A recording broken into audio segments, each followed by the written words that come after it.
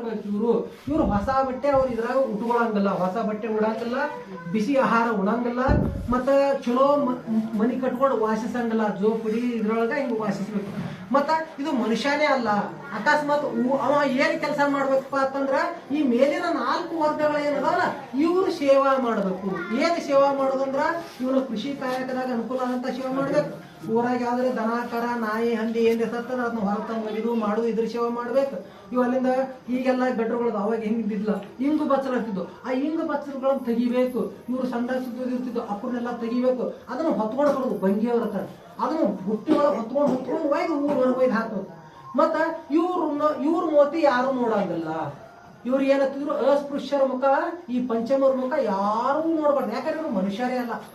ಅವ್ರ ಮನೆ ಒಳಗ ಒಂದು ಬೆಕ್ಕ ಸಾಕ್ತಾರ, ಆ ಬೆಕ್ಕ ಹಾಲು ಕುಡಿತೈತಿ, ಅದ ಹಾಲು ನೋಡ್ತಾರ. ಬೆಕ್ಕ ಸಾಕ್ತಾರ, ನಾಯಿ ಸಾಕ್ತಾರ, ಹಂದಿ ಸಾಕ್ತಾರ, ಊರು ಸ್ವಚ್ಛ ಹಂದಿ ಸಾಕ್ತಾರ. ಆ ಎಲ್ಲಾಕ್ಕೂ ಈಗ ದನಗಳು ಸಾಕ್ತಾರ, ಎಲ್ಲ ನಾಯಿ ಎಲ್ಲದಾವು. ಆದ್ರೆ ಮನುಷ್ಯರನ್ನೇ ಹಿಂಗ ಪಂಚಮರ ತಿಳ್ಕೊಂಡು ಅವ್ರು ದೂರ ಇಟ್ಟಿರ್ತಿದ್ರು. ಮತ್ತ ಅವ್ರು ಊರೊಳಗೆ ಬರ್ಬೇಕಾದ್ರೆ ಮಧ್ಯಾಹ್ನದಾಗ ಬರ್ಬೇಕು. ಅವ್ರು ಹೇಳಿ ಕಳಿಸ್ತಿದ್ರು, ಹಿಂಗ್ ಬಂದು ಏನೋ ಹೇಳ್ಬಿಡೋರು, ಅಲ್ಲೊಂದು ಹಂದಿ ಸತ್ತೈತಿ ಅದನ್ನ ಒಯ್ ಆಯ್ತಿರಪ್ಪ.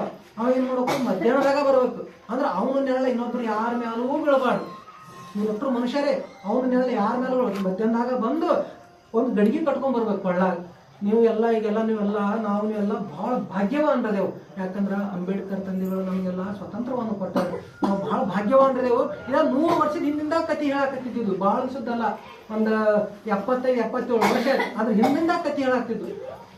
ಕೊಳ್ಳಾಗ ಗಡಿಗೆ ಕಟ್ಕೊಂಡ್ ಬರೋದು. ಗಡಿಗೆ ಯಾಕೆ ಕಟ್ಕೊಂಡ್ ಬರ್ತಿದ್ರು ಅಂತ ನಾನು ಬಹಳ ಚಿಂತನೆ ಮಾಡಿದೆ. ಯಾಕೆ ಕಟ್ಕೊಂಡ್ ಬರ್ತಿದ್ರ ಅಂದ್ರ ಗಟ್ರ ಬಳಿ ಇದು ಇರ್ತಿತ್ತಲ್ರಿ, ಹಿಂಗ ಬಚ್ಚಲ ತೆಗಿ ವರ್ಷಾಗ ಮತ್ತ ಇವ್ ಸತ್ ನಾಯಿ ದನ ಏನಿತ್ತು ಕೆಟ್ಟ ಕೊಳತ್ ನಾತಿದ್ವಲ್ಲ ಅವು ಉಲ್ಟಿ ಬಂದಂಗ ಆಗುದು. ವಾಂತಿ ಬರ್ತೈತಲ್ರಿ, ಹಂಗ ಬಂದ್ ಅಕಸ್ಮಾತ್ ಉಳಿಂದ ತಿಳ್ಕೊಳ್ಳೋ ಆ ಜಗ ಅಪವಿತ್ರ ಆಕೈತಿ. ಅದ್ರಾಗೆ ಉಳ್ಕೋಬೇಕವ, ತಾನು ಕೊಳ್ಳ ಕಟ್ಕೊಂಡಿದ್ರಾಗೆ ಉಳ್ಕೋಬೇಕು. ಅಲ್ಲಿ ನಿಂದ ಒಂದು ಕಸಬರಿ ಕಟ್ಕೊಂಡ್ ಬರ್ಬೇಕು, ಒಂದು ಎಳ್ಕೋತ ಅಂದ್ರೆ ತಾನು ಹೆಜ್ಜೆ ತಾನು ಅದನ್ನ ಸಾಫ್ ಮಾಡ್ಕೊತ ಹೋಗ್ಬೇಕು. ಇಂಥ ಒಂದು ಅತಿ ನಿಕೃಷ್ಟವಾದಂತ ಪರಿಸ್ಥಿತಿ ಇರ್ತಿತ್ತು. ಅವ ಯಾರು ಹೇಳ್ತಲ್ಲ ಅವ್ರ ಮನೆಯಿಂದ ಒಯ್ಯೊತ್ತಾಗ ಇವ್ರ ತಮ್ಮರಾಗ ಏನ್ ಹಳಸಿದ್ದು ಮಾಡಿದ್ದು ಅಂತ ಐತಲ್ಲ ಹೊರಗೆ ತುಂಬಿಟ್ಬಿಡ್ತಿದ್ರು. ಮತ್ತೆ ಊರ ಬರ್ಬೇಕಾದ್ರೆ ಹಂಗೆ ಬರಂಗಿಲ್ಲ. ಸಂಭಾಳಿಸುವವರೇ ನಾ ಬರಾಕ್ತೀನಿ, ನಾ ಎಲ್ಲ ಬರಾಕ್ತೀನಿ, ನಾ ಕಲ್ಲ ಬರಾಕ್ತೀನಿ, ಸಂಭಾಳಿಸುವವರೇ ದನಿ ಮಾಡ್ಕೊತ ಬರ. ಇವ ಬರೋದು ಪಟ್ ಬರ್ಲಾಕ.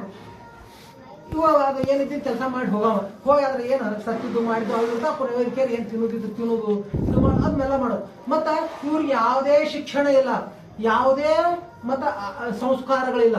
ಇವ್ರಿಗೆ ಯಾರು ದೇವರ ನಾಮವನ್ನು ಕೇಳಂಗಿಲ್ಲ, ದೇವರ ನಾಮವನ್ನು ಉಚ್ಚಾರಣೆ ಮಾಡಂಗಿಲ್ಲ. ದೇವರ ನಾಮವನ್ನು ಕೇಳಿದ ಆತನು ಗೊತ್ತಾಯ್ತಂದ್ರ ಅವನ ಕಿವಿ ಒಳಗ ಕೆಬ್ಬಣ ಕಾಯಿ ಸುರುತ್ತಿರು, ಶೀಸ್ ಕಾಯಿ ಸುರುತ್ತಿರು. ಇವಾಗ ನಾಲ್ಗಿಗೆ ಓಂ ನಮಃ ಶಿವಾಯ, ಬಸವ, ಶಿವನೇ, ದುರ್ಗವ್ವ ಏನಾರೆ ಅಂದಾನ ಗೊತ್ತಾರ ನಾಲಿಗೆ ಕತ್ತರಿಸಿ ಬಿಡ್ತೀವಿ. ಅಂತ ಅತಿ ಕ್ರೂರವಾದಂತ ಪರಿಸ್ಥಿತಿ ಇತ್ತು. ಅಂದ್ರ ಈ ಮನುಷ್ಯನೇ ಹಿಂಗ ನಿರ್ಮಾಣ ಮಾಡ್ಕೊಂಡು ಬಂದ. ಇದು ಜಗತ್ತಿನೊಳಗೆ ಅತಿ ಉಚ್ಛ್ರಾಯ ಸ್ಥಿತಿ ಒಳಗೆ ಬಂದಿದ್ದು ಭಾರತದೊಳಗ. ಜಗತ್ತಿನೊಳಗೆ ನೀವೆಲ್ಲ ಹೇಳ್ತೀರಿ ವಿಶ್ವಗುರು ಭಾರತ ಕೇಳ್ತಿಲ್ಲ. ಈ ವಿಶ್ವಗುರು ಭಾರತದೊಳಗೆ ಇದ್ದಂತ ಪರಿಸ್ಥಿತಿ ಹಿಂಗಿತ್ತು. ಮನುಷ್ಯರನ್ನೇ ಇಷ್ಟೊಂದು ಮೇಲು ಕೀಳು ಅನ್ನಂತ ತಾರತಮ್ಯದಿಂದ ನೋಡ್ತಿದ್ರು.